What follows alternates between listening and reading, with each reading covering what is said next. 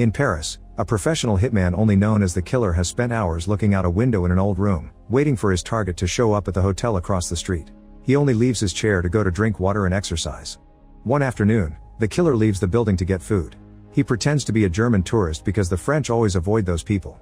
After making sure his scooter is still in place, the Killer gets some food from McDonald's and calls his handler Eddie. It's been 5 days and he's tired of waiting, but Eddie still doesn't know when the target will show up. Once the call is over, the Killer drops the phone and steps on it to destroy it. In the evening, the Killer is getting his sniper rifle ready when he hears a noise in the corridor. A man approaches the door and the Killer is in position to shoot, but it's just the superintendent dropping the mail. After watching the hotel a little longer, the Killer brushes his teeth and makes sure to wash the sink to get rid of his DNA. Then he lies down on a table to sleep, and his watch alarm wakes him up every 10 minutes so he can keep an eye on the hotel. In the middle of the night, the Killer is relieved to discover that his target has finally entered the hotel room, so he gets his weapon ready and raises the table for support. He also plays music on his MP3 player, puts in eye drops, and keeps track of his pulse rate. In the hotel, a naughty worker is performing for the target.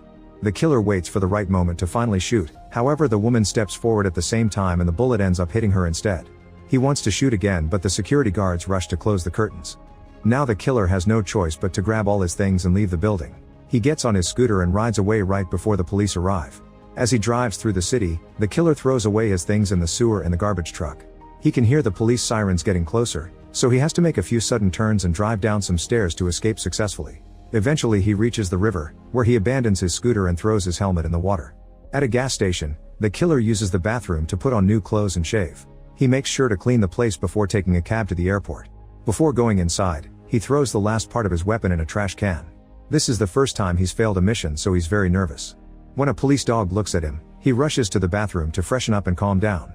Next he calls Eddie, who scolds him for his failure.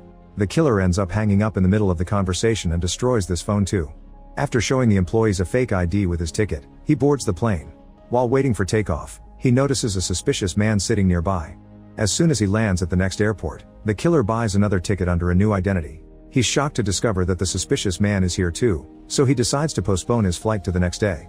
At a hotel, the Killer rents a room for the night and orders food.